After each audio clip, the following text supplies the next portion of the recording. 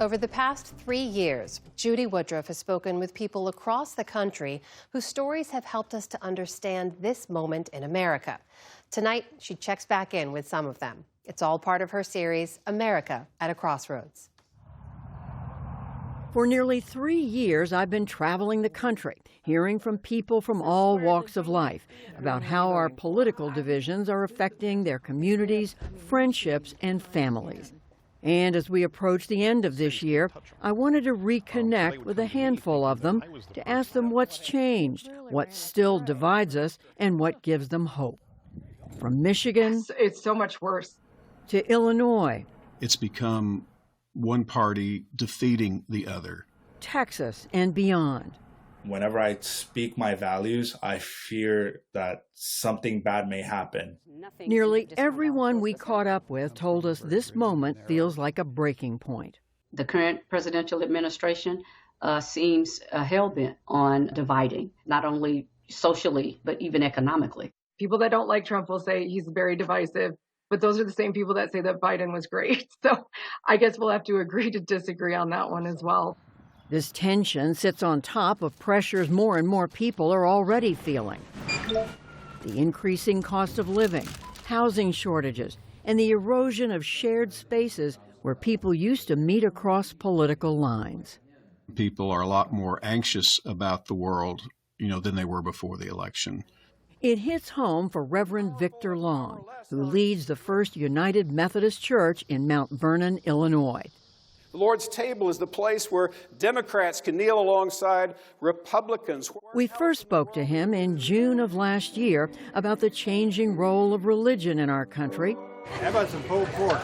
But in recent months, he's more concerned about his community getting their basic needs met. We have a food pantry, and a couple weeks ago, I stepped over there just before they thought the SNAP benefits would end, and it was packed like I'd never seen it before. The woman who leads that ministry was visiting with somebody in line, and it was a federal worker. And she said, I never dreamed that I'd be in this situation. Beyond the government shutdown, cuts to federal safety net programs like food assistance and housing support are also top of mind for Tulsa City Councilor Vanessa Hall Harper. The solution to homelessness is homes. She gave me a tour of her North Tulsa district back in 2023, when we reported on the city's reckoning with its troubled history of race relations. Most people who are experiencing homelessness work every day. And I think that's a testament to living in America that tells us about our economy, right? And our system of capitalism. It's a matter of prioritizing. And right now at our federal level of government, helping the general population, it's just not a priority. I'm in communities where there's a lot of fear and there's a lot of anxiety. I kind of had to step back from listening to the news because it's so disconcerting and scary. This is your parents. Sylvia Gonzalez Anders is a U.S. Air Force veteran in Arizona. We met in the months leading up to the 2024 election for a story about the many differences within the Latino community, including over how people vote. What is it about the Trump administration's policies that you think has caused the most reaction or greater division? I think the cruelty and the just broad-based attacks on all people of color. I feel like I have to carry my passport everywhere I go, because I have no idea when or where I could be interrogated or asked for my papers. And, that's just horrifying to me as an older woman has lived in this country her whole life.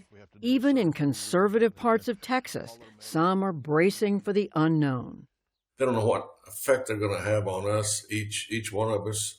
And so they're cautiously optimistic about the good that can come from some of these rulings, tariffs and things like that. We met Steve Rader at his ranch in the panhandle of Texas shortly after the beloved local newspaper, the Canadian Record, folded, one of more than 3,500 newspapers to close in the past 2 decades. Does it feel the same way now, almost 2.5 years later, without the newspaper? Yes, it definitely does. We are not near as well informed as I'd like to be, as a community, we just don't know what each other's doing, and it hurts us as a community to not know more. And politically, our editor was so good about keeping us informed about what was going on in the politics, and so we're missing out on that too. That sense of community fraying was echoed by Holly Valade of Michigan, who we first met in March while reporting on the lasting division left in the wake of the COVID pandemic. The biggest change, other than just the continuation of the Trump presidency since March, has been what happened in September to Charlie Kirk. There was such a vitriol about it. There was such a celebration and almost just, lightheartedness and just a lack of humanity towards it. To have such a large group of people in our community be celebrating that, and then also demonizing any of us who had a normal, healthy, I think, human reaction to seeing such a horrible thing happen, it was shocking and heartbreaking. That rang true for college senior Alexis Uskonga, who we met this June at the University of Texas, Rio Grande Valley. He's the campus coordinator there for Turning Point USA, the conservative student organization co-founded by Kirk. It impacted me in a very severe way because I believe in his values. I believed in what he said. So sometimes I do fear for my life in the same way.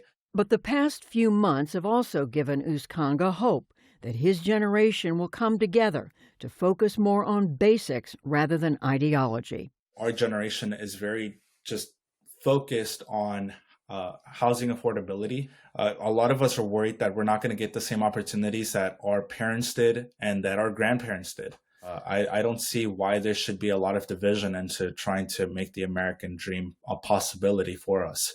I hope that our generation can at least bridge the gap into finding common ground. For Reverend Long, he sees hope in his congregation and others like his. There is just a lot of venomous stuff out there, and that doesn't do us any good. And not until we can get to know our neighbor can we really begin to love our neighbor. And how do you think we do that? We don't spend time face to face with other people. And the church used to be one of those places where you could come together with differences of opinions, different worldviews, and put those aside and be united to a greater purpose and know each other, care about each other. And it's going to take us getting out of our silos, getting out of our houses, away from our screens. And I think meeting other people face to face and learning to care for them as human beings. In Michigan, Valade points to a lesson she says she learned from Charlie Kirk: engage more with people you disagree with. Let's look at both sides of these issues and let's think about some of these other points and then make your decision. Don't just assume that that's how you feel as well. And, one of the best quotes of Charlie when it comes to that kind of issue is when he said, it gets very dangerous when people stop talking. That's when civil war happens. That's when divorce happens. When people stop talking, that's when they get violent. In the midst of challenges, Steve Rader in Texas points to the way people show up for one another in his own community. I see so many people stepping forward and helping other people and having a servant's heart to help our community.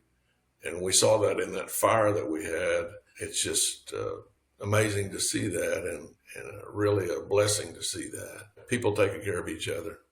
Sylvia Gonzalez Andersch in Tucson says her hope persists, even as she grapples with how far the country still has to go. If we get through this, we can finally have liberty and justice for all and a country that is going to live up to our American dream, which we were all sold as immigrants, as a child. I bought all into the American dream and I achieved it in some ways, but it's really hard for me to see that so many others were left behind. In Tulsa, hope comes from participation, from using your voice to shape what comes next. The reality is we live in a representative democracy, and those who are in power are making policies that impacts everyone's lives. And so we have to take that stand and be the voice and elect people who are going to be leading in our best interests as opposed to the few. 3 years on, the divisions remain. But in some quarters, so does the desire to find a way forward together. For the PBS NewsHour, I'm Judy Woodruff in Washington.